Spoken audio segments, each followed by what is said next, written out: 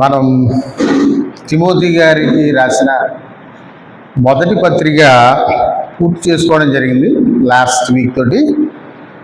ఇప్పుడు ఈ వారం అంటే ఈరోజు తిమోతి గారికి రాసిన రెండవ పత్రిక.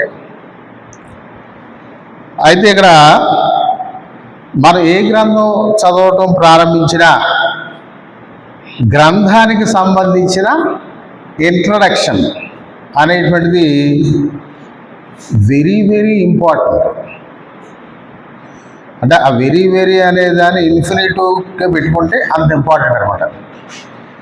ఆ ఇంట్రడక్షన్ తెలియకుండా నువ్వు గ్రంథం చదివితే నీకు ఈ జీవితంలో గ్రంథం అర్థం అవ్వదు. నీ ఇష్టం ఉంటావు వాక్యాలను వచనాలను వాడుకుంటూ.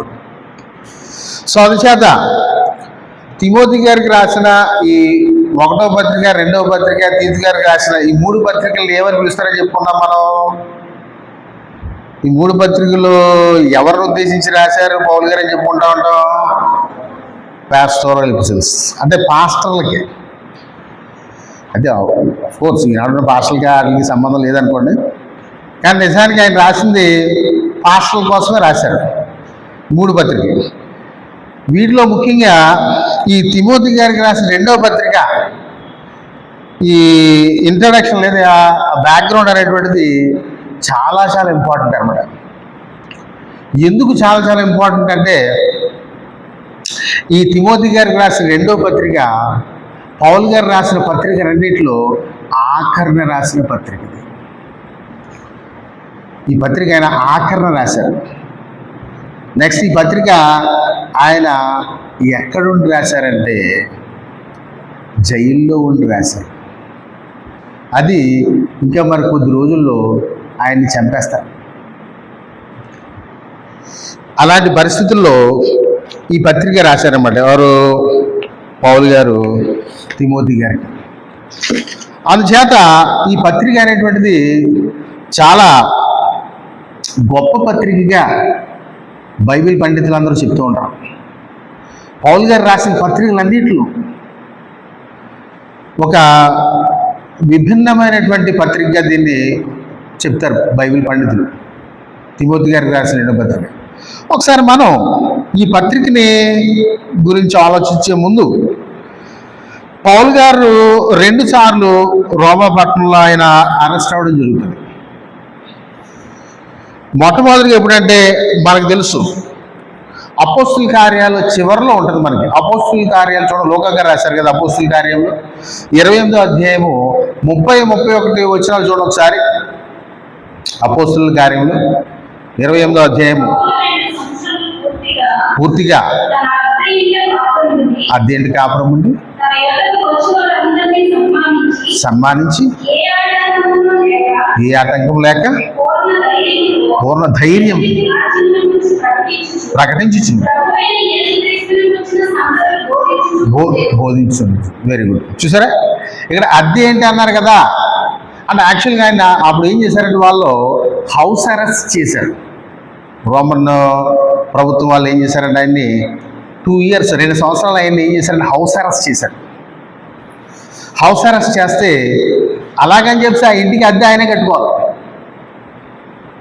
అందుకే అద్దెలని రాశారు లోకగ్రహ. ఎలా కట్టుకుంటారు మరి అద్దె? యాక్చువల్గా పౌలు గారికి డేరాలు కొట్టేటువంటి పని తెలుసు ఆయనకి. నిజానికి ఆయన చాలా పండితుడు. ఆయన రోమా గవర్నమెంట్లో ఒక ఉన్నత స్థాయి ఉద్యోగం. ఇవన్నీ ఆయన ఏం చేసుకున్నారు? ఆయన పెంటగా ఎంచుకున్నారు దేవుడి కోసం. అలాగని డేరాలు కుట్టేటువంటి పని తెలుసు, నేర్చుకున్నారు. తర్వాత ఇందులోకి వచ్చిన తర్వాత సేవలోకి వచ్చాక ఆ వృత్తి చేస్తూ ఆ వృత్తి ద్వారా వచ్చిన డబ్బులతోటి ఇంటికి అద్దె కట్టుకుంటూ ఆ 2 సంవత్సరాలు దేవుని సేవ సువార్త కోసం ఎవరైనా ఆయన దగ్గరికి వస్తే వాళ్ళకి ఆయన ఫ్రీగా ఎటువంటి ఇబ్బంది లేకుండా వాళ్ళకి ఎంతో ప్రేమపూర్వకంగా అన్ని సన్మానించిన పదం వాడారు లోకగా. అంటే గౌరవిస్తూ ఆయన దగ్గరికి వచ్చిన వాళ్ళు దేవుని గురించి సువార్త చేసేటువంటి పరిస్థితి మనకి మొట్టమొదటిగా జరిగింది. ఇది క్రీస్తు శకం 60 నుంచి 62 సంవత్సరాల మధ్యకాలంలో జరిగినటువంటి విషయంగా ప్రపంచ బైబిల్ పండితులు తెలియజేస్తారు. అయితే రెండవసారి ఆయన అరెస్ట్ అవ్వడం జరుగుతుంది. ఆ మొదటిసారి 2 సంవత్సరాలు అద్దీంట్లో ఉన్నారు కదా, అప్పుడు ఆయన కొన్ని పత్రికలు రాశారు. ఏంటా పత్రికలు అంటే ఎఫెసీయులకు రాసిన పత్రిక, ఫిలిప్పీలకు రాసిన పత్రిక, కొలస్సీయులకు రాసిన పత్రిక, ఫిలేమోనుకు రాసిన పత్రిక. ఈ 4 పత్రికలు మొట్టమొదటి ఆయన అరెస్ట్ అయ్యారు కదా, 2 years హౌస్ అరెస్ట్లో ఉన్నారు కదా, అప్పుడు రాసిన పత్రికలు ఇవి. ఏంటవి? ఎఫెసీయులకు రాసిన పత్రిక, ఫిలిప్పీలకు రాసిన పత్రిక, కొలస్సీయులకు రాసిన పత్రిక, ఫిలేమోనుకు రాసిన పత్రిక. ఈ 4 పత్రికలు రాశారు మొట్టమొదటిగా అరెస్ట్ అయినప్పుడు. ఇప్పుడు ఏ పత్రిక గురించి అయితే మనం మాట్లాడుకుంటున్నామో, ఈ పత్రిక రెండవసారి మరలా రోమ్లో అరెస్ట్ అయినప్పుడు, అది ఎప్పుడంటే క్రీస్తు శకం 64-67 సంవత్సరాల మధ్యకాలంలో, 64-67 సంవత్సరాల మధ్యకాలంలో రెండవసారి రోమ్లో అరెస్ట్ అయినప్పుడు అప్పుడు రాసినటువంటి పత్రికే తిమోతి గారికి రాసిన ఈ రెండవ పత్రిక. తిమోతి గారికి రాసిన రెండవ పత్రిక. ఆ పత్రిక రాసిన తర్వాత ప్రపంచ చరిత్రకారులు లేదా బైబిల్ పండితులు చెప్తుంది ఏంటంటే, ఈ 67 ఆ మధ్య కాలంలో ఆయన్ని శిరచ్ఛేదనం చేయడం జరిగింది, పౌలు గారిని. ఇది అంతా కూడా ఎలాగంటే, నీరో చక్రవర్తి అనేటువంటి చక్రవర్తి ఉండేవాడు, రోమన్ ఎంపరర్, రోమా చక్రవర్తి నీరో అని ఉండేవాడు. అంటే అతను ప్రపంచ చరిత్రలో కూడా చాలా దుర్మార్గం చక్రవర్తిగా ప్రపంచ చరిత్రలో కూడా చదువుకుంటాం, వరల్డ్ హిస్టరీలో కూడా నీరో చక్రవర్తి. అతనే టైంలోనే పౌలు గారిని శిరచ్ఛేదనం చేయించడం జరిగింది. ఓకే, అంటే పౌలు గారిని, నెక్స్ట్ పేతురు గారిని కూడా. పేతురు గారు పౌలు గారిని ఒకేసారి, పేతురు గారిని ఏమో తలకిందులుగా సిలువేయడం, పౌలు గారిని ఏమో అంటే ఈ రోమీయుడు అవడం వల్ల ఈయన్ని శిరచ్ఛేదనం చేయడం, సిలువేయకుండా, రోమా పౌరసత్వం ఉండడం వల్ల. ఈ విధంగా ఆయన హతసాక్షి అవడం అనేది జరిగింది 67 ఆ ప్రాంతంలో. అయితే విచిత్రంగా ఏంటంటే 68 ఆ ప్రాంతానికి వచ్చేసరికి ఈ నీరో చక్రవర్తి ఎవడైతే ఉన్నాడో ఇతను, వీడు అతనే ఆత్మహత్య చేసుకుని చచ్చిపోతాడు, అతను పొడుచుకుని చచ్చిపోతాడు అని ప్రపంచ చరిత్రలో రాశారు. అంటే ఆడికి ఉన్నటువంటి ఆ రాజ్యంలో అంతర్గత కలహాలు వచ్చేసి వాడికి ఉన్నటువంటి ఆ దుష్ట స్వభావాన్ని బట్టి వాడు ఏం చేస్తాడంటే వాడే చచ్చిపోతాడు, ఆత్మహత్య చేసుకుంటాడు ఈ నీరో అనే చక్రవర్తి. ఇలాగా 67 ఆ ప్రాంతంలో పౌలు గారు హతసాక్షి అయిపోవడం అనేది జరుగుతుంది. ఈ హతసాక్షి అవడానికి కొద్ది నెలల ముందు గారు రాసిన పత్రికే ఈ తిమోతి గారికి రాసిన రెండో పత్రిక. అంచేత ఇది చాలా అత్యంత ప్రాముఖ్యమైనటువంటి పత్రికగా పౌలు గారి పత్రికలన్నింటిలో కొన్ని పత్రికలు వేరైతే ఈ పత్రిక వచ్చేసరికి ఎలా ఉంటుందంటే, ఆయన యొక్క ఎమోషన్స్ని, ఆ వ్యక్తిగతంగా ఉన్నటువంటి ఆయన యొక్క భావోద్వేగాల్ని, తిమోతి గారితో ఆయనకు ఉన్నటువంటి ఆ ఎఫెక్షన్ని ఈ పత్రికలో ఆయన రాస్తారంట పౌలు గారు. అంచేత మనం జాగ్రత్తగా గమనిస్తే ఇక్కడ 2వ అధ్యాయం 9వ వచనం చూడండి ఒకసారి. తిమోతి గారికి రాసిన నేరస్తునే ఉన్నట్టు ఆ సువార్త సంఖ్యలతో బంధింపబడి శ్రమపడుచున్నాం, అయినను దేవుని వాక్యం బంధింపబడి ఉండలేదు. చాలు. అంటే ఇప్పుడు ఈ మాటలు ఎందుకు చదివించారంటే, అవి రాస్తున్న టైంలో, ఆయన ఈ మాటలు రాస్తున్న టైంలో ఆయన కాళ్ళకి చేతులకి వేడిలు వేస్తారు, సంఖ్యలు వేస్తారు. ఆ సంఖ్యలతో ఉండి ఈ మాటలు రాస్తున్నారు. ఆ 2వ అధ్యాయం 9వ వచనం. అంటే ఆయన ఎలా ఉన్నారంటే, ఆయనకి రాబోయేటువంటి పరిస్థితి అంటే ఆయన ముందే తెలుసు. అంటే కొద్ది రోజుల్లో ఆయన ఎలా చనిపోతారో ఆయన తెలుసు. కానీ చాలా ధైర్యంగా, చాలా సంతోషంగా, ఎందుకు ఈ పత్రికలో తిమోతి గారిని ఎంతో ధైర్యపరుస్తూ రాస్తున్న మాటలు చాలా ఉంటాయి నిజానికి. ఎందుకు పౌలు గారు ఎక్కడ ఉన్నారు? జైల్లో ఉన్నారు. ఈయన పరిస్థితి ఏంటి? భవిష్యత్తు ఏంటి? కొద్ది రోజుల్లో చనిపోబోతున్నారు, చంపబడబోతున్నారు.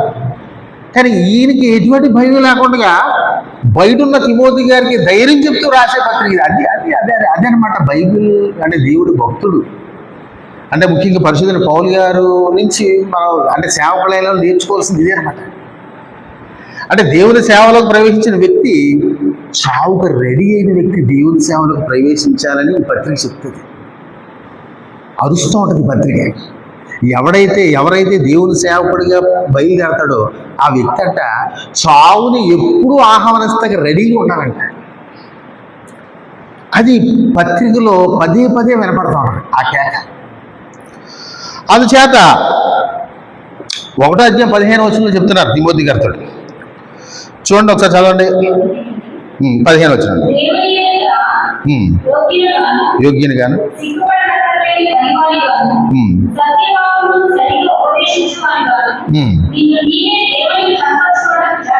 చాలు 15 అక్కడ చెప్తున్నారు. అంటే ఎలా ఉండాలని సేవకుడు ఎలా ఉండాలని చెప్తున్నారు ఆయన. సిగ్గుపడనక్కర్లేని పనివాడిగా. అంటే సేవకుడుగా డిసైడ్ అయిన వ్యక్తి ఫస్ట్ ఏం వదిలేసుకోవాలంటే సిగ్గు అనేది వదిలేసుకోవాలి. ఏ విషయంలో? దేవుని విషయంలో, దేవుణ్ణి ప్రకటించే విషయంలో ముఖ్యంగా. మిగతా విషయాల సంగతి తర్వాత. దేవుణ్ణి ఒప్పుకునే విషయంలో, ఎవరి దగ్గరైనా చెప్పే విషయంలో అతను ఎలా ఉండాలంట? సిగ్గు లేకుండా ఉండాలి దేవుని సేవకుడు. ఈ మాటలన్నీ కూడా ఆయన ఎలా రాస్తున్నారంటే, మరి ఆయన హతసాక్షి అవ్వబోయే పరిస్థితిని చూసుకుంటూ, ఎదురుగా చూసుకుంటూ ఆనందంతో ఈ మాటలు రాస్తారంట. అందుకే అంటే ఆయన చనిపోతారనే విషయాన్ని తెలుసుండి చాలా ధైర్యంగా, చాలా ఆనందంగా, ఇంకా బయట ఉన్న తిమోతి గారికి ధైర్యం చెప్తూ ఈ మాటలు రాస్తున్నారు. అది పౌలు గారి యొక్క జీవితం. అందుచేత మనం జాగ్రత్తగా గమనిస్తే ఇక్కడ పౌలు గారు ఇక్కడ మరి ఏదో మంచి సౌకర్యవంతమైన జీవితం జీవిస్తూ రాసిన పత్రిక కాదు, రాస్తున్న పత్రిక కాదు. చక్కగా కంఫర్టబుల్గా లైఫ్ లీడ్ చేస్తూ రాసిన లేదా రాస్తున్న పత్రిక కాదు. మరి ఏంటి? బీభత్సమైన పరిస్థితులు. అంటే ఏంటి బీభత్సమైన పరిస్థితులు అంటే, మరి ఎటువంటి కంఫర్ట్ అనేది లేదు, సౌకర్యం అనేది లేదు. ఇంకా భయంకరంగా ఆయన ఉన్నటువంటి జైల్లో అక్కడ కొంతమంది చరిత్ర గారు చెప్పడం ఏంటంటే, అక్కడ ఆయన ఏ ప్లేస్లో అయితే ఉన్నారో ఆ ప్లేస్లోనే ఒక టాయిలెట్ లేదు, ఏమీ లేదంట. ఆ జైలు తినడానికి ఫుడ్ లేదు, టాయిలెట్ లేదు, ఏమీ లేదు. ఎన్ని రోజులు ఉంటారో తెలియదు జైల్లో. ఆ ఎన్ని రోజుల తర్వాత ఆయన చంపేస్తారో తెలియదు. ఇవన్నీ ఆ ప్లేస్లో ఉండదు. చిన్న గది లాంటిది, అండర్ గ్రౌండ్ గది లాంటిది, చీకటిగా ఉంటుంది. అలాంటి ప్లేస్లో ఉండి ఈ పత్రిక ఆయన రాయడం అనేటువంటిది జరిగిందనమాట. అందుచేత ఆయన పరిస్థితిని తెలియజేస్తూ ఆయన ఒక మాట మాట్లాడుతున్నారు. అయితే అంతకంటే ముందు ఇక్కడ ఏంటంటే, ఆయన ఉన్నటువంటి ఆ పరిస్థితుల్లో అప్పుడు ఉన్నటువంటి క్రైస్తవుల పరిస్థితి ఎలా ఉందంటే, క్రైస్తవులు అన్న వాళ్ళని ఏం చేస్తున్నారంటే ఆ రోజు అరెస్ట్ చేసేయడం, అంటే బంధించేయడం, చిత్రహింసలు పెట్టడం, సిలువ వేసేయడం, బతికుండగానే దేనికైనా కట్టేసి కాల్చేయడం. ఇది జరుగుతున్న పరిస్థితి ఆనాడు క్రైస్తవుల పరిస్థితి అది, పౌలు గారు ఉన్నటువంటి ఆ పరిస్థితి. అందుచేత పౌలు గారు ఒకసారి ఏమంటున్నారు ఒకసారి మనం చూద్దాం. తిమోతి గారికి రాసిన 2వ పత్రిక 4వ అధ్యాయం 6-8 ఒకసారి చూడండి. ఆయన ఏం మాట్లాడుతున్నారు ఆయన గురించి, ఆయన పరిస్థితి గురించి. 6-8 అమ్మా, 6-8 4వ అధ్యాయము 6-8. 2వ తిమోతి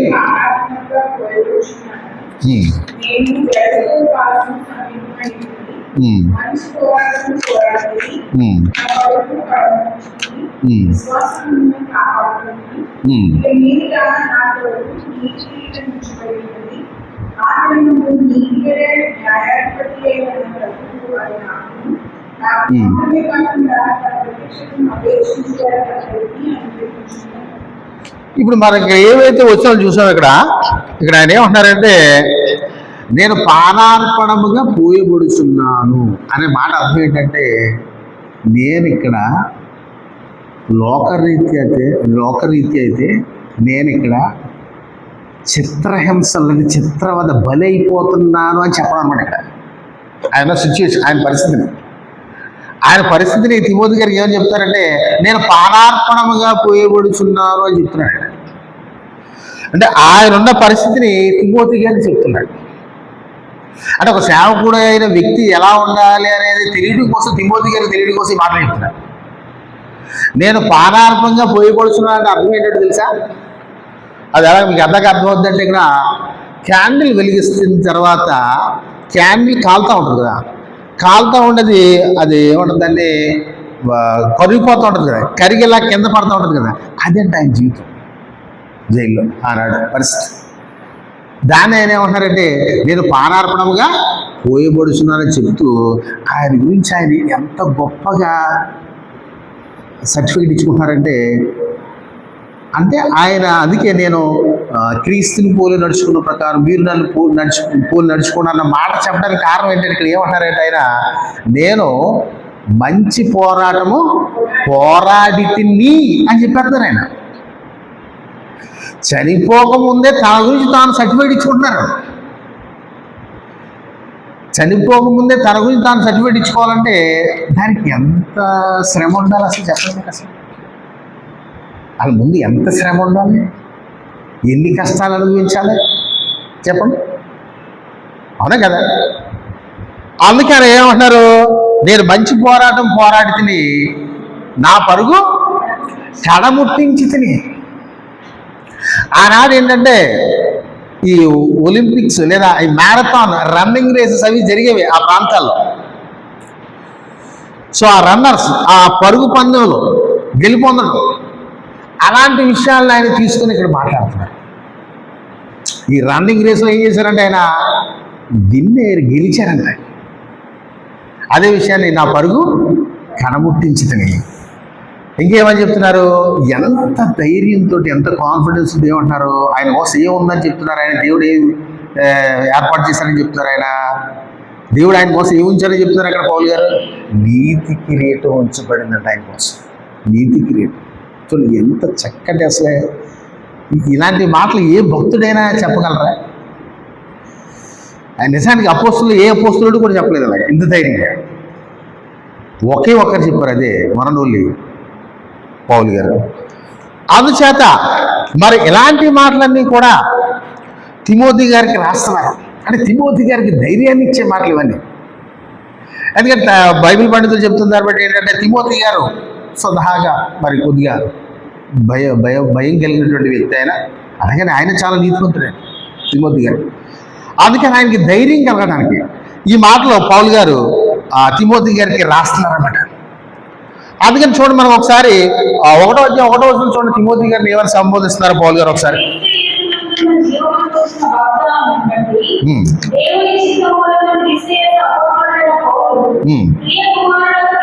చాలండి, ప్రియ కుమారుడు. ఎంత అంటే ఒక రకం అంటే అప్పటికే పౌలు గారికి చాలా ఎక్కువ వయసు వచ్చింది, పరిస్థితి బాగాలేదు, శారీరకంగా కూడా చాలా ఇబ్బందులు ఉన్నాయని, ముసలి వయసు వచ్చేసింది, వృద్ధాప్యం వచ్చేసింది. సో ఇలాంటి పరిస్థితుల్లో ఆయన దగ్గర ఆయన కూడా ఎవరు లేరు. చాలామంది ఆయన వదిలేసి వెళ్ళిపోయారు. లోకా గారు ఒక్కరే ఉన్నారని చెప్తారు. చాలామంది ఆయన వదిలేసి వెళ్ళిపోయారు. సో అటువంటి ఒక రకమైన ఎడబాట్లు మరి తన సువార్త ప్రయాణంలో అని తిమోతి గారు లుస్త్రా అనే ప్రాంతానికి చెందిన వ్యక్తి. లుస్త్రలో సేవ చేయడానికి వెళ్ళినప్పుడు అక్కడ మరి పౌలు గారి యొక్క బోధ సువార్త విని రక్షించబడినటువంటి రక్షణలోకి ప్రవేశించినటువంటి వ్యక్తి తిమోతి గారు. ఆ విధంగా తిమోతి గారిని ఈ సేవా జీవితంలో రక్షణలో మరి పెంచినటువంటి ఒక తండ్రిగా. అందుకే ఇక్కడ ఏమంటారంటే ఏమని మా పదం వాడారంటే ఏమన్నారమ్మా, ప్రియ కుమారుడు అని చెప్పేసారు. ప్రియ కుమారుడు అంటే చాలా ఎమోషనల్గా చాలా ఎఫెక్షనేట్గా రాసుకున్నటువంటి లెటర్ ఇది చివరిని ఇంకా ఆఖరణ. అందుకని ఆ యొక్క సంబోధనలన్నీ కూడా ఆ విధంగా ఉన్నాయన్నమాట. అంచేత అలాగే ముఖ్యంగా మరి తిమోతి గారికి వారి తల్లి గారు అదేవిధంగా వారి గ్రాండ్ మదర్ కూడా తిమోతి గారిని ఎంతో భయభక్తులతో పెంచడం అనేటువంటిది జరిగింది. అదే విషయాన్ని అక్కడ పౌలు గారు ఇక్కడ మనకి తెలియజేస్తారు. ముఖ్యంగా ఏంటంటే ఇక్కడ మనకి ఈ పత్రిక మన జాగ్రత్తగా గమనిస్తే ఇది పాత నిబంధనలో మోషే గారు కానీ యెహోషువ గారు కానీ దావీదు గారు కానీ వారి చివరి కాలంలో చివరి రోజుల్లో ఎటువంటి విధానంలో ఎటువంటి స్థాయిలో వాళ్ళు మాట్లాడిన మాటలు ఉన్నాయో అదే స్థాయిలో పౌలు గారు ఈ తిమోతి గారికి 2వ పత్రిక ఆ విధంగా రాయటం జరిగిందట. ఎందుకనంటే మోషే గారు యెహోషువ గారు, దావీదు గారు వీళ్ళందరూ కూడా దేవుని యొక్క ఆజ్ఞలలో, దేవుని యొక్క ఆధీనంలో వాళ్ళ జీవితాలని ఆయనకి అంకితం చేస్తూ జీవించారు. అదే స్థాయిలో క్రొత్త నిబంధనలో ఆ విధంగా జీవించినట్టు అపోస్తులు ఎవరంటే పరిశుద్ధులైన పౌలు గారు. అందుకని ఈ పత్రిక ఈ మోషే గారు, అలాగే యెహోషువ గారు, ఈ దావీదు గారు, వీళ్ళు ఎవరైతే వాళ్ళ యొక్క అవసాన దశలో, అంటే వాళ్ళ చివరి రోజుల్లో ఏ విధంగా అయితే వాళ్ళు జీవించారో, మాట్లాడారో, పౌలు గారు కూడా అదే విధమైనటువంటి మాటలు ఇక్కడ ఉపయోగించారు. ముఖ్యంగా మోషే గారు ద్వితీయోపదేశ కాండం చివరికి వచ్చేసరికి మోషే గారు ఎలాంటి మాటలు మాట్లాడారో అదే స్థాయి మాటలు తిమోతి గారికి రాసిన 2వ పత్రికలో ఆ స్థాయి మాటలు. అంటే ఇక్కడ మనం అర్థం చేసుకోవాల్సింది ఏంటంటే ఇక్కడ అంటే ఆధ్యాత్మికతలో మెచ్యూరిటీ, అంటే స్పిరిచువాలిటీలో ఒక మెచ్యూర్డ్ స్టేజ్కి వెళ్ళిపోతాయి, పరిపూర్ణమైన స్థితికి వెళ్ళిపోతాయి. అప్పుడు మాటలు ఎలా ఉంటాయి అనేది తిమోతి గారికి రాసిన 2వ పత్రికలో మాటలు కనబడతాయి మనకి. అది మోషే గారి ద్వితీయోపదేశ గ్రంథం చివరిలో ఎలా మాట్లాడారో ఆ స్థాయిలో ఉంటుంది. అలాగే యెహోషువ గారి గ్రంథంలో 23-24 అధ్యాయాలు ఆయన మాటలు ఎలా ఉన్నాయి ఆ స్థాయిలో ఉంటుంది. అందుకే దావీదు మహారాజు గారు రాజుల మొదటి గ్రంథం 2వ అధ్యాయంలో ఆయన మాటలు ఎలా ఉన్నాయో ఆ స్థాయిలో ఈ మాటలు ఉంటాయని బైబిల్ పండితులు చెప్పవచ్చు. అంటే దేవుని నిజంగా ఎరిగినటువంటి వ్యక్తులు పాత నిబంధనలో వీళ్ళు ఎవరైతే ఉన్నారో అదే స్థాయిలో దేవుడిని నిజంగా ఎరిగిన వ్యక్తిగా మనకి పౌలు గారి యొక్క జీవితం ఇక్కడ మనకి కనిపిస్తుంది అన్నమాట. తిమోతి గారికి రాసిన 2వ పత్రికలో. అందుచేత మన ఇక్కడ ఈ 2వ పత్రిక అనేటువంటిది చాలా అత్యంత అద్భుతమైన పత్రికగా ఆయన భావోద్వేగాల్ని, ఆయన కొన్నటువంటి ఆ తిమోతి గారితో ఆయన ఉన్నటువంటి అవినాభావ సంబంధాన్ని, తండ్రి కుమారుల సంబంధాన్ని ఒక ప్రత్యేకమైనటువంటి రీతిలో, ఆధ్యాత్మిక రీతిలో, ఆధ్యాత్మిక తండ్రిగా ఆయన మాట్లాడడం అనేటువంటిది ఈ పత్రికలో మనం గమనిస్తాం. ముఖ్యంగా ఈ పత్రికలో ఆయన ఇంకా కొన్ని రకాల సాదృశ్యాల రూపంలో కొన్ని పదాలు వాడడం జరిగింది. మనం చూస్తే 2వ అధ్యాయంలో ఒకసారి మనం చూస్తే 3వ వచనం చూస్తే ఇక్కడ అంటే ఒక క్రైస్తవ యొక్క జీవితాన్ని వేటితో పోల్చారో మనం అక్కడ చూడవచ్చు. 2వ అధ్యాయం 3వ వచనం చూడండి ఒకసారి.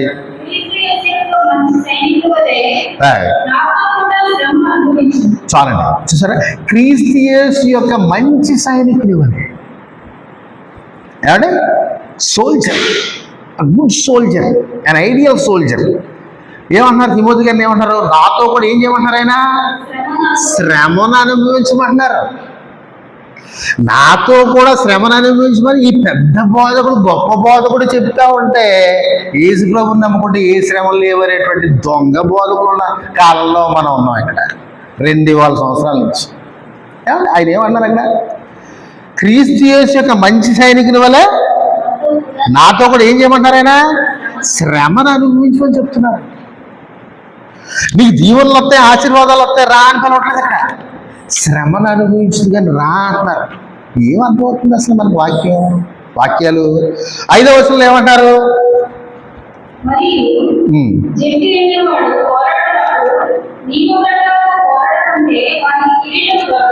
జట్టి అయినవాడు అంటే ఏదైనా ఇప్పుడు ఆనాడు క్రీడలు జరుగుతున్నాయని చెప్పుకున్నాం కదా మనం. అంత రోమన్ వరల్డ్ అది, రకరకాల క్రీడలు, గ్లాడియేటర్స్ అనేవాడు ఉండేవాళ్ళు. మీరు సినిమాల్లో కూడా వాటిలో చూస్తుండొచ్చు. అవన్నీ జరిగేవి. అందుచేత అందుకే వాళ్ళతో కంపేర్ చేస్తూ వాళ్ళు ఉన్నటువంటి పరిస్థితులు ఇక్కడ ఆ పదాలని, ఆ క్యారెక్టర్స్ని చెప్తున్నారు. ఈ జట్టి లేదా అథ్లీట్ అంటే ఇంగ్లీష్లో, అంటే అథ్లీట్స్ అంటే మన గేమ్స్లో వాటిలో పార్టిసిపేట్ చేస్తారు కదా, అలాగా వాళ్ళు ఎలాగంట ఆ గేమ్లో ఉన్న రూల్స్ అండ్ రెగ్యులేషన్స్ వాళ్ళు ఒబీడియంట్గా లేదా ఒబే అయితేనే వాళ్ళు ఏమవుతారు? గేమ్లో విన్ అవ్వగలుగుతారు. అదే విషయాన్ని ఇక్కడ చెప్తారు. ఇంకేమంటారు? 6వ వచనం చూడండి ఒకసారి. 6వ వచనం.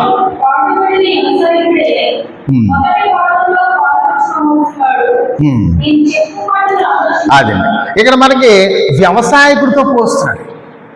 అంటే ఒక సేవకుడిని, ఒక క్రైస్తవుడిని, ఒక క్రైస్తవ జీవితం ఎలా ఉంటుందని చెప్పడానికి వీటితో కంపేర్ చేస్తారు. ఒక సైనికుడితో అంటే క్రైస్తవ జీవితం ఎలా ఉండాలి? ఒక సైనికుడిలాగా ఉండాలి. అంటే సైనికుడి జీవితం ఎలా ఉంటుంది? తినేసి పడుకోవడంలా ఉంటుందమ్మా. సైనికుడి జీవితం అంటే ఎలాగా? నిరంతర పోరాటం. క్రైస్తవ జీవితం కూడా అదే చెప్తున్నారు పౌలు గారు తిమోతి గారితో లాస్ట్లో. ఇంకా జట్టి ఎలా ఉండాలి? వ్యవసాయకుల్లా ఉండాలి. ఇంకా 20 వచనంలో చూడండి ఏమంటున్నారు. 2వ అధ్యాయం 20 వచనంలోనే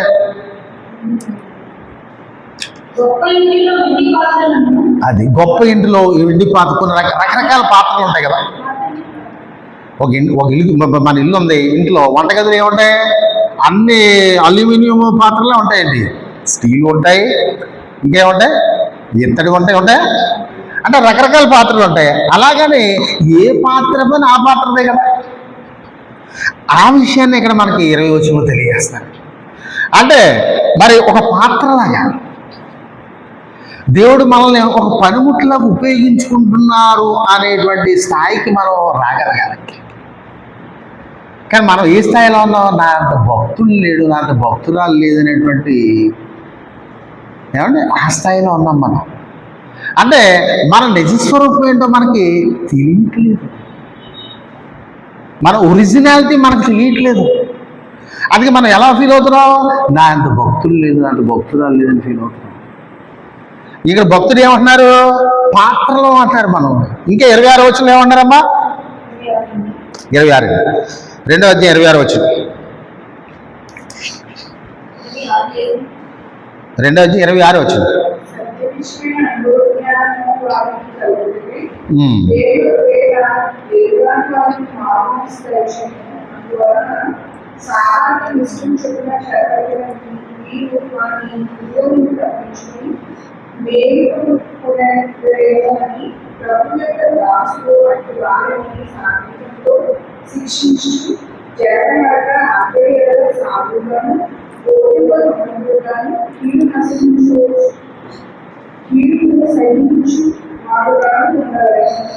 ఇక్కడ అంటే దేవుని సేవకుడిగా, దేవుని దాసుడిగా, అంటే వర్క్ మ్యాన్ అని ఇంగ్లీష్లో, లేదా మినిస్టర్.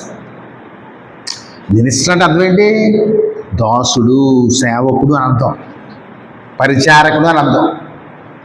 అంటే ఒక సేవ చేసే వ్యక్తి, ఒక దేవుని సేవ చేసే వ్యక్తి ఎలా ఉండాలంట, తాను పూర్తిగా ఉపేక్షించుకోలేదు, తగ్గించుకొని జీవించాలనే విషయాన్ని తిమోతి గారికి పదే ఇక్కడ పౌలు గారు ఇక్కడ తెలియజేస్తున్నారు. ఇంకా మనం చూసినట్లయితే ఇక్కడ మరి ఈ పత్రిక యొక్క ముఖ్య ఉద్దేశం ఏంటంటే, ఇక్కడ మనం గమనిస్తే, సేవకుడైన వ్యక్తికి ఎట్టి పరిస్థితుల్లో చావు అంటే భయం లేకుండా బ్రతకాలి. ఈ పత్రిక ఇంకా గట్టిగా చెప్పాలంటే, సేవకుడైన వ్యక్తి చావుకి ఐఎమ్ రెడీ అని గంతులు వేసుకుంటూ ఉండాలి అనేది అక్కడ ఇంటర్నల్గా మనకు, ఈ పత్రికలో ఇంటర్నల్గా మనకు తెలిసి అర్థమయ్యాల్సిన విషయం ఏంటంటే, సేవకుడైన వ్యక్తి ఐఎమ్ రెడీ టు డై అని గుండెలలాగా పైకెత్తి నిలబడాలి. అదేనండి ఈ పత్రిక ఉద్దేశం.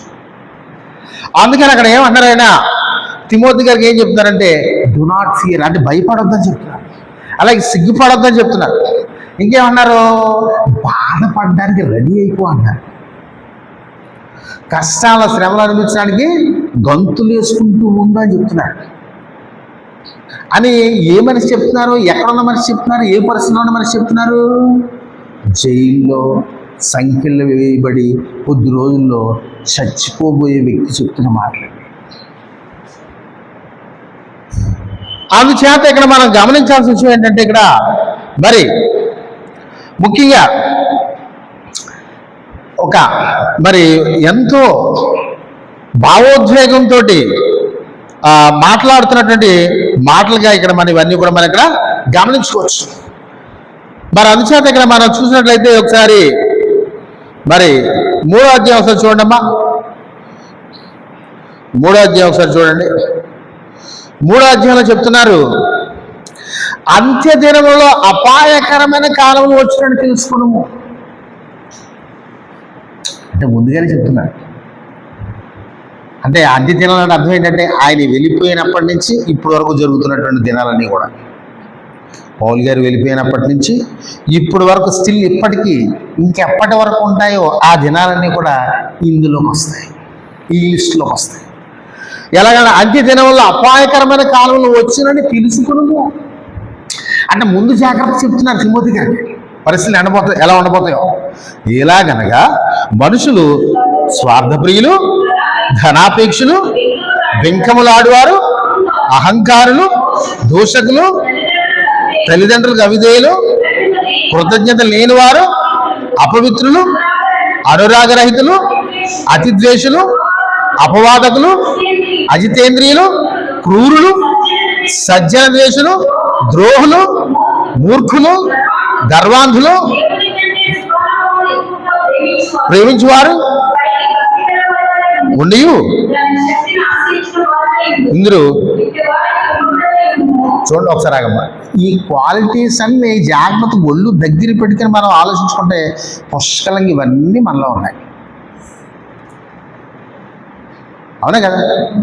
కాస్త ఒళ్ళు దగ్గర పెట్టుకుని జాగ్రత్త ఒక్కొక్క పదం ఒక్కొక్క మాట చదువుకుంటూ ఇది నాలో ఉందా లేదా అని కూడా చదువుకుంటే ఇవి 100% మన అందరిలో ఉన్నాయి. అవునా కదా? ఎందుకని మరి దేవుని కంటే సుఖానుభవం ఎక్కువగా ప్రేమించే వాళ్ళం మనం. ఏదో పేరుకి అందులో ఐ లవ్ యూ జీసస్ అని పెట్టుకుంటాం, కానీ నిజానికి మనం దేవుడిని ఎవరో ప్రేమించట్లేదు. ఆ విషయం మనకే తెలుసు. మరి దేన్ని ప్రేమిస్తున్నాం మనం? దేవుని కంటే దేన్ని ప్రేమిస్తున్నాం అంట?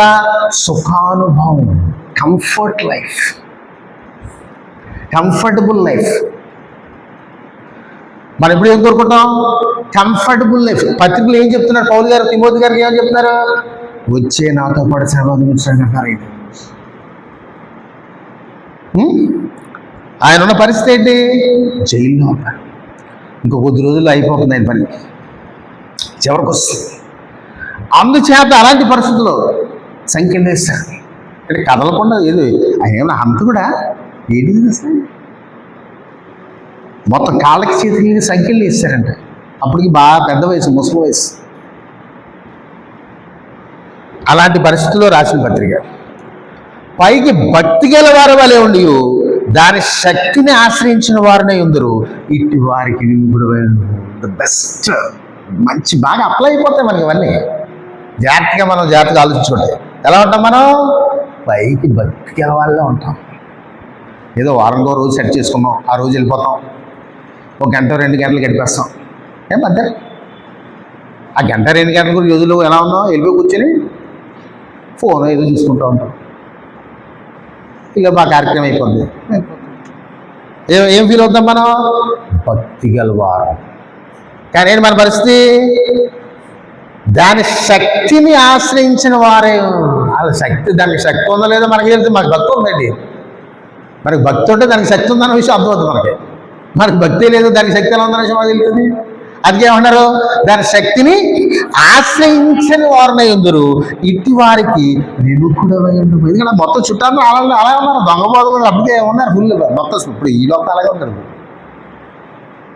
సో అలాంటి పరిస్థితులు ఎలా ఉండాలని చెప్తారు తిమోతి గారికి. నువ్వు సపరేట్ అయిపో, విముఖుడమై ఉండు, వాళ్ళతో కలవపో. ఏమంటే ఇలాగా మరి వీళ్ళు ఎలా ఉంటారని చూడండి. మనం ఎంతకుముందు కూడా మొదటి చదువుకున్నట్టు చెప్పుకున్నాం. పాపభరితులై నానా విధములైన దురాశల వల్ల నడిపబడి ఎల్లప్పుడూ నేర్చుకొనుచున్నాను, లేదా ప్రతి ఆదివారం ఈ భాషలో చర్చికి వెళ్తున్నాను. సత్య విషయమైన అనుభవ జ్ఞానం ఎప్పుడూ పొందలేని. ఇంకా నేర్చుకొనుచున్నా అన్నారు. మనం ఎవడో నేర్చుకోవట్లేదు. మనం అయితే సత్య విషయమైన అనుభవ జ్ఞానం ఎప్పుడు పొందలేదు. ఎప్పుడు రాదు మనం. ఇంకా మరి నేర్చుకుంటాం కదా, నేర్చుకోవట్లేదు. ఎలా వస్తారు? పొందలేని అవివేక స్త్రీల యొక్క ఇండ్లలో చొచ్చి వారిని చెరపట్టుకుని పోవారు, వీరిలో చేరిన వారు. ఏమండి? సేవ, బైబిల్ అదేదో తగిలించి సంచిలో వేసుకుని వాళ్ళింటికి వెళ్ళి ఓపెన్ చేసి అమ్మని దేవుడు జీవించాడు ప్రార్థన చేసి బైబిల్ ఓపెన్ చేసి డబ్బులు అవి పెట్టి నీకేం పర్లేదమ్మా, నీ ఇష్టం ఉండమ్మా అని వెళ్ళిపోయి ఇంతే సార్.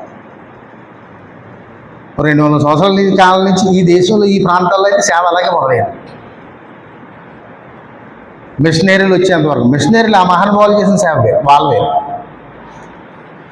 సో అందుచేత ఇలాగా ఎంబ్రే అని వారు మోషేని ఎదిరించాడు. వీరిని చెడిన మనసు కలిగి విశ్వాసీసులు భ్రష్టులై సత్యమును ఎదిరించు.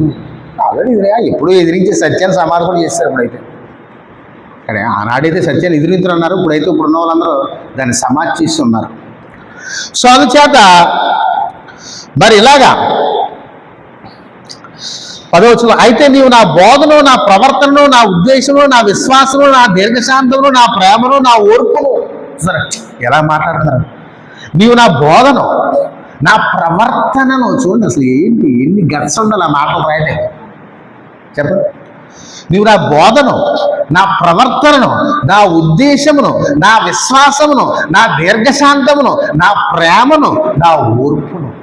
చూడండి అసలు ఏమంటే ఎన్ని క్వాలిటీస్ ఉన్నాయి పౌలు గారికి. అసలు ఎలాంటి క్వాలిటీస్ ఉన్నాయండి ఏమంటే అంత్యోక్య, ఈకోనియా, లుస్త్రాను పట్టణంలో నాకు కలిగినట్టు హింసలను, ఉపద్రవములను తెలుసుకొనే వాడవై నన్ను వెంబడించితివి.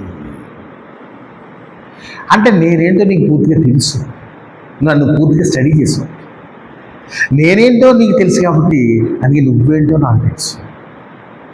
అందుకే నీకు ఆఖరణ నీకే ఈ పత్రిక రాస్తా, నీకు మాత్రమే ఈ పత్రిక రాస్తాం ఆఖరణ. ఏమంటే అందుచేత మరి అట్టి హింసలను సహించితిని కానీ వాటన్నిటిలో నుండి ప్రభువు నన్ను తప్పించాను. అంటే పౌలు గారి యొక్క మనస్తత్వం ఎలా ఉంటుందంటే, ఆయన పలానా చోట మీకు హింసలు ఉన్నాయండి, శ్రమలు ఉన్నాయంటే ముందు అక్కడ పరిగెత్తుకుని వెళ్తారు ఆయన. ఐఎమ్ రెడీ అంటారు ఆయన పౌలు గారు. అది ఆయన మనస్తత్వం. అందుచేత అయినప్పటికీ దేవుడు ఏం చేశారని ఆయన్ని తప్పించారు అని అంటూ ఒక అద్భుతమైన మాట అప్పుడు మనం గుర్తొచ్చినప్పుడు వాళ్ళు చెప్పినప్పుడు చదువుతుంది, క్రీస్తు యేసునందు సద్భక్తితో బ్రతుకను ఉద్దేశించి వారందరూ హింస పొందుతారు. ఇది మనకు వాగ్దానం. ఇదనమాట వాగ్దానం. నేనున్న ప్రపంచంలో క్రైస్తవులకున్న వాగ్దానం ఇది. అంతేగాని నువ్వు మనకు రోజుకొకటే మనకు నచ్చింది ఏదో బంగారు వాక్యాన్ని తీసుకుని అది కాదు వాగ్దానం. క్రీస్తు యేసున్న సద్భక్తితో బ్రతకను ఉద్దేశించి వారు అందరూ సద్భక్తితో అంటే వాక్య సంబంధమైన భక్తితో బ్రతుకను ఉద్దేశించి వారందరూ అంటే వాక్య సంబంధమైన భక్తితోటి బ్రతకాలనే ఉద్దేశం ఉంటే కనుక మనకి ఏమొస్తాయంట? ఆశీర్వాదాలు, దీవులు రావు. ఏమొస్తాయంట? హింస వస్తాడంట. అని హింసలో హింసింపబడుతున్న వ్యక్తి రాసిన మాటలు 2000 సంవత్సరాల క్రితం. అండ్ అయితే చూసారా, ఎందుకంటే ఇలాంటి అది పరిస్థితి. కానీ నెక్స్ట్ ఏం జరుగుతుంది? ఇమీడియట్గా ఇప్పుడు ఏం జరుగుతుంది? అలాంటి వాళ్ళ గురించి కూడా రాస్తారు ఇమీడియట్గా. ఏమని? అయితే దుర్జనులను, వంచకులను, ఇతరులను మోసపరచు. అవునండి, ఏమంటారంటే ఇతరులను మోసపరచడం ఏంటి? ఏం కాదమ్మా, నువ్వు యేసు ప్రభువుని నమ్ముకో, నీ కష్టాలు వెళ్ళిపోతాయి. నువ్వు యేసు ప్రభువుని నమ్ముకో, అన్ని సుఖాలే. నువ్వు వారం వచ్చి మాకు కనబడి వెళ్ళిపో చాలు. నువ్వు ఏదో ఇవ్వాలనుకో ఇచ్చి సరిపో, నీ లైఫ్ సూపర్ అనేవాళ్ళు ఎవరాళ్ళు? దుర్జనులు, వంచకులు. అయితే దుర్జనులను, వంచకులను, ఇతరులను మోసపరచు, పామును మోసపోవచ్చు. అంతకంతకు ఏమైపోతారు? మనందరం చెడిపోతున్నాం. ఆ విషయం మనకు తెలియట్లేదు. మనందరం చెడిపోతాం. మనం ఏం ఫీల్ అవుతున్నాం? భక్తులు అని ఫీల్ అవుతున్నాం. అందుచేత మరి ఈ విధంగా మరి అందుకే దైవజనుడైన వ్యక్తి ఏ విధంగా ఉండాలి? ఒకసారి 16-17 వచనం చూస్తే, దైవజనుడు సన్నద్ధుడై ప్రతి సత్కార్యములకు పూర్ణముగా సిద్ధపడి ఉన్నట్లు దైవావేశం వల్ల, అంటే దేవుని యొక్క ప్రేరేపణ వల్ల అర్థం ఇక్కడ, అంటే పరిశుద్ధాత్మ ప్రేరేపణ అని అర్థం. దైవావేశం వల్ల కలిగిన ప్రతి లేఖనము ఉపదేశించుటకును, ఖండించుటకును, తప్పుదిద్దుటకును, నీతి యందు శిక్ష చేయుటకును ప్రయోజనకరమై ఉన్నది. ఇది అల్టిమేట్ ఏంటిది? అది వీళ్ళు ట్రైనింగ్ ఇచ్చిన ఆర్డినేషన్ ఇస్తారు కదా ఈ థియాలజీ ట్రైనింగ్స్ వాటిలో. సో ఈ ఆర్డినేషన్ తీసుకున్నప్పుడు, ఆర్డినేషన్ అంటే వాళ్ళు ఏదో రంగిలి గింగిలి అని చెప్తారు, కానీ అసలు ఆర్డినేషన్ అంటే ఏంటంటే ఈ మాటలు ఏంటవి? దైవజనుడు సన్నద్ధుడై ప్రతి సత్కార్యములకు పూర్ణముగా సిద్ధపడినట్లు. అంటే వాక్య సంబంధం ప్రతి పనికి ఎలా ఉండాలంట? పూర్ణంగా, అంటే కంప్లీట్గా రెడీగా ఉండాలి. ఎప్పుడు చూసినా ఎవరు రెడీ? బ్యాటరీ ఇట్లాగా ఎప్పుడు చూసినా దైవావేశం కలిగిన ప్రతి లేఖనము ఇక్కడ పవిత్ర పరిశుద్ధ గ్రంథంలో ఈ 66 పుస్తకాల్లో ఉన్న ప్రతి లేఖనం ఎలా కలిగిందంట? దైవావేశం, పరిశుద్ధాత్మ ప్రేరేపణ వల్ల వచ్చింది. కాబట్టి అందుకే ఎలా ఉండాలి సేవకుడు, పాస్టరు? ఉపదేశించుటకు, ఖండించుటకు, తప్పుదిద్దుటకు, నీతి యందు శిక్ష చేయుట. అంటే ఇవి చేయాలంటే ముందు ఈ వ్యక్తి అవన్నీ ఫాలో అవుతూ ఉండాలి. అప్పుడు అలా ఉంటుంది, ఆ వ్యక్తి ఆ విధంగా చేయగలడు, లేకపోతే చేయలేడు. ప్రయోజనకరం. కానీ మనం ఏం ప్రయోజనకరం చూసుకుంటాం? నేను మీకు ఇంకా చెప్పడం అవసరం లేదు ఇప్పుడున్న ప్రయోజనకరాల గురించి. అండ్ ఇంతలాగా ఒక దైవజనుడు మరి జీవించాలి, బ్రతకాలనేటువంటి విషయాన్ని తిమోతి గారికి చెప్తున్నారు. అండ్ ఇంకేమన్నారు? ఏదో వారానికి ఒకసారి అటెండ్ అవ్వండి, వారానికి ఒకసారి నువ్వు ఎక్కడెక్కడో పెట్టేస్తావు కదా నీ బైబిల్, మొత్తం ఏదైనా బూజు పట్టేసి దుమ్ము పట్టేసి ఉంటుంది, దాన్ని ఒకసారి అలా తీసి టపా కొట్టి పట్టుకెళ్ళి 1 గంట 2 గంటలు అక్కడ పక్కన పడేసి నువ్వు ఫోన్ చూసుకో, అంతేనా? 4వ అధ్యాయము 2వ వచనం చూడండి ఒకసారి. తిమోతి గారికి రాసిన 2వ పత్రిక 4వ అధ్యాయం 2వ వచనం. వాక్యమును ప్రకటించుము, సమయమందును అసమయమందును ప్రయాసపడము, సంపూర్ణమైన దీర్ఘశాంతంతో ఉపదేశించు, ఖండించుము, గద్దించుము, బుద్ధిం. కానీ ఆదివారం ఒక్కరోజు అన్నారు ఇక్కడ. ఆయన ఆదివారం ఒక్కరోజు అని రాశాడు. ఆయన అక్కడ వారానికి ఒకరోజు ఆదివారం అన్నాడు. ఏమన్నాడు ఆయన అక్కడ? సమయమన్నా అసమయమన్నాడు. అంటే నువ్వేదో టైం పెట్టుకుని పల్నాటి అని అనలేదు ఇక్కడ. టైంతో సంబంధం లేదు, టైంతో నిమిత్తం లేదు ఇక్కడ. సమయమందున అసమయమందున ఏం చేయమంటున్నారు? ప్రయాసపడము ఉందా? లేదు. సంపూర్ణమైన దీర్ఘశాంతం ఉందా? లేదు. ఇంకేంటి? ఉపదేశించు, ఖండించు, లేదు. గద్దించు, బుద్ధి చెప్పి అక్కడ. సో అందుచేత ఇలాగా మరి ఎందుకనంటే ఈ రోజున పరిస్థితి ఏంటంటే, ఎందుకనగా జనులు హితబోధన సహింపక దురద చెవులు గెలవారై తమ స్వకీయ దురాశలకు అనుకూలమైన బోధకులు. అదే ట్రెండ్.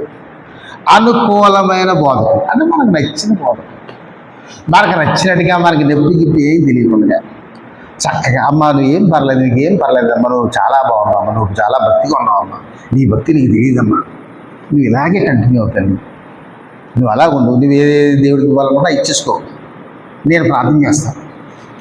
ఇది ఎవరాలో? అనుకూలమైన తమ కొరకు పోగు చేసుకుని ఆగలి స్టార్ట్ అయిపోయింది. సత్యమునకు చెవినీయక కల్పనా కథల వైపు నాకు తిరుగు కాలము వచ్చును అన్నారు. అది వచ్చింది. 2000 సంవత్సరాల క్రితం చెప్పారు వచ్చినని, వచ్చేసింది. వచ్చేసి చాలా సంవత్సరాలైంది, చాలా వందల సంవత్సరాలైంది. ఏమండి? అది అయితే నీవు అన్ని విషయంలో మితముగా ఉండు, కంట్రోల్డ్గా ఉండు, శ్రమపడు. ఇదేంటి శ్రమ పడమని చెప్తున్నారు ఈయన ఇక్కడ. ఇలే మనకి యేసుప్రభువులో కూడా శ్రమలు ఏమి లేవంటారు. శ్రమపడము, సువార్తికుని పరిచయము, నీ పరిచయం సంపూర్ణముగా జరిగించుము. అది కూడా ఇప్పుడు ఏమంటారు? నేను ఇప్పుడే పానార్పణముగా పోయబడుతున్నాను, నేను వెడలిపోవు కాలం సమీపమై ఉన్నది. ఆయన తెలిసిపోయింది ముందే. కొద్ది రోజులు ఆయన వెళ్ళిపోతున్నారు, ఆయన హతసాక్షి అవ్వబోతున్నారు. అంచేత ఏమంటున్నారు? అందుకనే ఆయన చెప్తున్నారు, ఆయన సరైనటువంటి సేవకుడు, ఆయన సరైనటువంటి సువార్తికుడు, ఆయన సరైనటువంటి అపోస్తలుడు, ఆయన సరైనటువంటి బోధకుడు. ఇలాగ ఎన్ని డిగ్రీలైనా ఇచ్చేసి ఈ బోధకుడు. అందుకే ఏమంటారు? మంచి పోరాటం పోరాడుతుంది, నా పరుగు కడ ముట్టించింది, విశ్వాసం కాపాడుకుంటుంది. కానీ ఇక మీద నీతికి మంచి ఉన్నది. ఆ దినమందు నీతిగల న్యాయాధిపతి ప్రభు అది నాకు మాత్రమే కాకుండా తన ప్రత్యక్షతను అపేక్షించి వారికి అందరికీ అనుగ్రహించు. ఆ విధంగా బ్రతుకులకు అందరికీ ఆయన ఇస్తారని చెప్పేసి చెప్తున్నారు. ఏమండి? సో ఈ విధంగా మరి ఆయన పరిస్థితి ఎలా ఉందంటే, పర్సనల్గా ఆయన పరిస్థితి చాలా భయంకరంగా ఉంది. కాబట్టి 12-13 ఏమంటున్నారంటే, నీవు వచ్చినప్పుడు నేను త్రోయలో కర్పూరద్ద ఉంచి వచ్చిన అంగీని, పుస్తకములను, ముఖ్యంగా చర్మపు కాగితం తీసుకొని రమ్ము. ఇంత గొప్ప అపోస్తలుడు, ఆయన గట్టి ఏమీ లేవు, ఆయన పరిస్థితి ఏం బాగాలేదు. కానీ ఏం మాటలు రాస్తున్నారు చివరిలో? వేడి గురించి రాస్తారు? నీవు వచ్చినప్పుడు నేను త్రోయలో కర్పునద్ద ఉంచి వచ్చిన అంగీని, అంటే చలి ఎక్కువగా ఉంది ఆనాడు ఆ పరిస్థితులు ఆ కాలంలో. పుస్తకములను ముఖ్యంగా చర్మం కాగితాలు తీసుకుంటున్నా అన్నాడు. అంతేగాని నేను అక్కడెక్కడో డబ్బులు దాచాను, ఇక్కడ ఎన్ని వేల కోట్లు ఉన్నాయి, మనకు ట్రస్ట్ ఉంది, అందులో పెట్టాను, అకౌంట్ నెంబర్ ఎవరికి తెలియదు, నీకే చెప్తాను, ఆ డబ్బులు డ్రా చేసి పట్టురా అంటలేదు. ఏమండి, అలెగ్జాండర్ అనే కంచెర కూడా నాకు చాలా కీప్ చేశాను, అతని క్రియలు చొప్పున ప్రభు అతనికి ప్రతిఫలం ఇచ్చును, అతని విషయమే నీవును జాగ్రత్తగా ఉండము, అతను మా మాటలు బహుగా ఎదిరించాను. అంటే ఎవరైతే ఎదిరించారో వాళ్ళకందరికి కూడా దేవుడు పనిష్మెంట్ ఇవ్వబోతున్నాడు అనే విషయాన్ని పరిశుద్ధాత్మ ప్రేమతో చెప్తున్నారు. అంచేత మరి ఈ విధంగా ఈ మాటలు ఆయన మాట్లాడుతున్నారు. నిజంగా ఆయన మరి చూడండి, అది 27వ వచనంలో ఏమంటారంటే, శీతాకాలం రాకముందు నీవు వచ్చేందుకు ప్రయత్నించి, ఎందుకంటే అది చలి చాలా సివియర్ భయంకరమైన చలి అంటారు. ఇంకా అక్కడ ఏమీ లేదు ఆయనకి. సో అందుచేత మరి ఇలాంటి పరిస్థితుల్లో ఈ పత్రికని, ఈ తిమోతి గారికి రాసినటువంటి 2వ పత్రికని ఆయన మరి ఇక్కడ రాయడం అనేటువంటిది జరిగిందనమాట. సో అందుచేత మనం ఇక్కడ గుర్తుపెట్టుకోవాల్సిన విషయం ఏంటంటే, ఇక్కడ మనకి మరి ముఖ్యంగా మనం చూస్తే సేవకుడు ఎప్పుడు కూడా వాక్యంతో రెడీగా ఉండాలి. నెక్స్ట్ ఏం చేయాలంటే, శ్రమలు వస్తున్నాయి, రెడీ శ్రమలకి. నెక్స్ట్ ఆ దేవుడు ఇచ్చినటువంటి బోధ, అపోస్తుల ద్వారా ఇచ్చిన బోధ అయితే ఉందో దాన్ని కాపాడుకోవడం, అంటే ఆ బోధకు వ్యతిరేకంగా మాట్లాడే వాళ్ళతో వాదించడం, వాళ్ళకి అర్థమయ్యేలా చెప్పడం, అనేక రకాల సందేహాలు నివృత్తి చేయడం, అది బోధన కాపాడుకోవడం. బోధతో ఎప్పుడు రెడీగా ఉండటం, శ్రమల్ని ఫేస్ చేయడానికి రెడీగా ఉండటం, బోధన కాపాడుకోవడం, ఇదే పని అంటే సేవకుడి పని. ఇంతకు మించి పనులే ఉండవంట సేవకుడి మరి. మరి అలాంటి పనులు కలిగిన సేవకులు ఎవరు ఉన్నారా ఈ రోజున? ఒకసారి మీరు అబ్జర్వ్ చేయండి, ఎక్కడ కనపడుతున్నారు చూడండి ఒకసారి. ఏమండి, సో అందుచేత ఇక్కడ మనం గుర్తుపెట్టుకోవాల్సిన విషయం ఏంటంటే, ఇక్కడ మరి చివరి రోజుల్లో ఉండేటువంటి పరిస్థితి ముఖ్యంగా ఎందుకు రాస్తారంటే, తిమోతి గారు రాసిన మొదటి పత్రిక, 2వ పత్రిక, తీతు ఆయన ముఖ్య ఉద్దేశం ఏంటంటే, ఆయన శ్రమలు అలా ఉన్నాయి. అఫ్కోర్స్ ఆయన వాటిని పంచుకోవడం. మెయిన్ ఏంటంటే బోధ పాడైపోతుంది, దొంగ బోధలు వచ్చేసాయి, దొంగ బోధకులు వర్ధిల్లిపోతున్నారు. అది ఇంపార్టెంట్ పాయింట్ ఇక్కడ. ఇందులో ఈ శ్రమలో బాధలు అఫ్కోర్స్ ఆయన వాటిని పట్టుకోవట్లేదు. అందుకే ఆయనకున్న శ్రమలో బాధలు వీటిని పట్టుకోవట్లేదు, బోధ పాడైపోతుందని బాధపడుతూ రాస్తున్న పత్రిక. సో అందుచేత ఈ రకంగా మరి తిమోతి గారికి ఈ 2వ పత్రిక రాస్తున్నారన్నమాట. సో ఆ విధంగా మనం గుర్తుపెట్టుకోవాల్సిన విషయం ఏంటంటే, ఇక్కడ ఈ పత్రికలో మనం గమనించాల్సిన విషయం ఏంటంటే, ముఖ్యంగా ఇదేంటంటే దేవునికి సంబంధించిన దైవ జ్ఞానం అనేది మనకి ఇందులో కనిపిస్తుంది. అలాగే ముఖ్యంగా ఈ 2వ పత్రిక ప్రతి సేవకుడికి ఇది ఒక హ్యాండ్ బుక్ లాంటిది. ఏమంటే అలా ఉండి మరి ప్రతి సేవకుడు కూడా ఒక హతసాక్షిగా తన జీవితాన్ని ముగించాలని చెప్పడం, అలాగే ఆ సేవకుడు కలిగి ఉన్న ఈ బోధని కాపాడుకోవడానికి చచ్చిపోయడానికి రెడీగా ఉండమని చెప్పడం. సో అంచేత ఈ పరిస్థితుల్లో సేవ చేస్తున్నప్పుడు వచ్చేటువంటి అనేక శ్రమల్ని భరించడానికి ఎప్పుడు రెడీగా ఉన్నారని చెప్పడం. ఇలాగా చెప్తూ ఆయన ఈ మాటలో ఈ పత్రికలో రాయడం జరుగుతుంది. అంచేత ఆయన ఏమంటారంటే, సేవని లేదా బోధని ఒక సెక్యూరిటీ గార్డులను కాపాడుకో. నెక్స్ట్ కాపాడుతున్న సందర్భంలో నీకు శ్రమలు వస్తాయి కదా, వాటికి రెడీగా ఉండు. నెక్స్ట్ ఏంటంటే, అలా ఉంటూ దేవుణ్ణి బోధించు, స్వార్థ బోధించు. ఇలా చేస్తూ ఆఖరి శ్వాస వరకు ప్రభు అయిన యేసుక్రీస్తు వారికి నమ్మకంగా సాక్షిగా బ్రతికి నీ జీవితాన్ని ముగించు. ఆ ఉద్దేశంతో ఈ పత్రికలు ఆయన తిమోతి గారికి 2వ పత్రిక పౌలు గారు రాయడం జరిగింది. ఇదనమాట ఈ పత్రిక యొక్క ఉద్దేశం, లేదా బ్యాక్గ్రౌండ్, లేదా చరిత్ర. ఈ విషయాలు మనకి అర్థం అవ్వకపోతే మనకి 2వ పత్రిక అర్థమవుతుంది. ఏమో అదనమాట. సో ఈ వారానికి తిమోతి గారికి రాసిన 2వ పత్రిక యొక్క బ్యాక్గ్రౌండ్, లేదా హిస్టారికల్ బ్యాక్గ్రౌండ్ ఇదనమాట. ఈ విషయాన్ని మనం అర్థం చేసుకుని నెక్స్ట్ వీక్ నుంచి ఈ 2వ పత్రికకు మనం ఎంటర్ అవుతాం. ఓకేనా? Okay, thank you.